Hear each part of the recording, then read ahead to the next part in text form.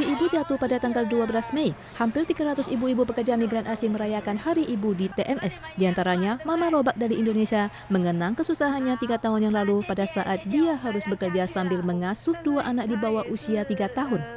因为我阿公也的生病，我阿妈也生病，我没有办法，感觉赚钱多宝的时候以前比较多，生小孩的时候我跟我老公而已。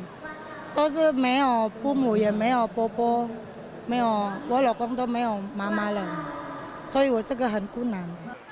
Mama Lobak meminta bantuan dari Panti Asuhan Kwan Ai pada masa sulit. Setelah menerima bantuan dan dukungan, dia sekarang bertugas sebagai koki di sana. Kelompok Kesejahteraan Sosial menunjukkan banyak pekerja migran yang berkenalan melalui dunia maya, kemudian memilih untuk menjadi kaburan dan berada dalam keadaan kritis setelah hamil luar nikah. Menurut statistik, hingga akhir tahun 2018, jumlah pekerja migran perempuan di Taiwan melebihi 380.000 orang.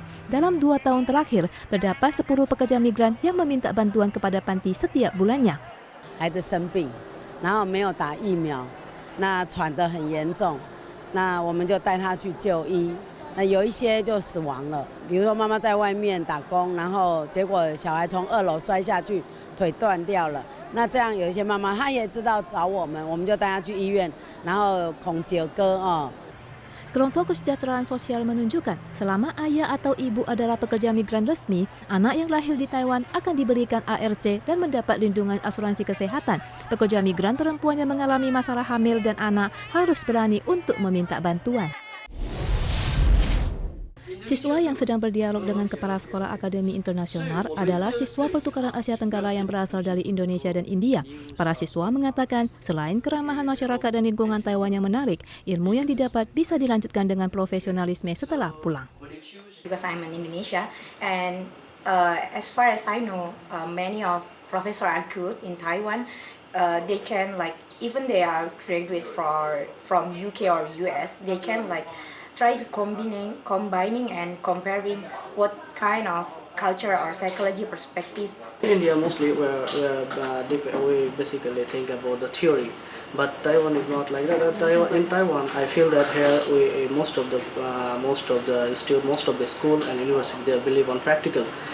Asia University (AU) aktif mendorong program pertukaran dengan sekolah-sekolah Indonesia dan India. Pelajar asing berpendapat pendidikan Taiwan selain memenuhi kebutuhan industri lokal dan beragam, biaya pendidikan juga lebih murah dari negaranya dan hal ini menjadi alasan utama belajar ke Taiwan.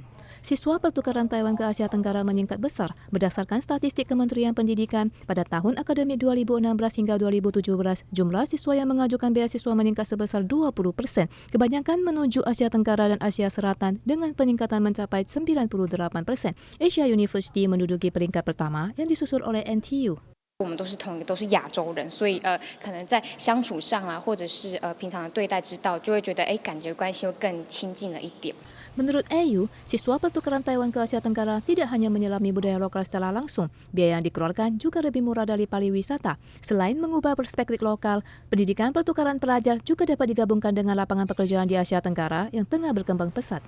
Asia Tenggara yang berada di pusat Asia Pasifik dengan etnis yang beragam dan tidak jauh dari Taiwan menjadi zona panas pertukaran pelajar. Program ini dapat membuka wawasan internasional dan karier di kemudian hari. Serikat Pramugari Taoyuan berencana melakukan pemungutan suara untuk mogok yang berlangsung dari 13 Mei sampai 6 Juni. Selang pemungutan suara, MTOTC akan mengadakan komunikasi dengan pihak FAR pada hari Minggu untuk menyelesaikan perselisihan. Namun jika memperoleh hak untuk mogok, pemogokan mungkin akan dilakukan selama liburan festival Pecun dan musim panas. Dalam mengantisipasi pemogokan, perusahaan FAR mengumumkan penundaan pemberian gaji THR, penyesuaian gaji, dan bonus keluarga pekerja selama 3 tahun bagi peserta aksi pemogokan.